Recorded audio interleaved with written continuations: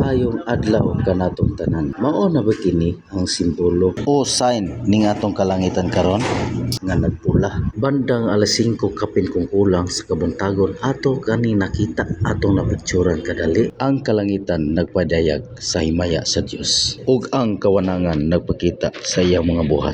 Matud pa sa nakasulat sa Biblia, Salmo 34:35. Luwasod sa Ginoo ang iyang mga sulugon, dili niya silutan. Kadtong midangop kaniya, ayaw kalagot tungod sa mga tawo gautan ug ayaw kasina sa mga nagbuhat og kasaypanan, kay malahos sila sama sa balili ug malaya sila sama sa tanom. Bulahan ang tawo nga nagsalig sa Ginoo.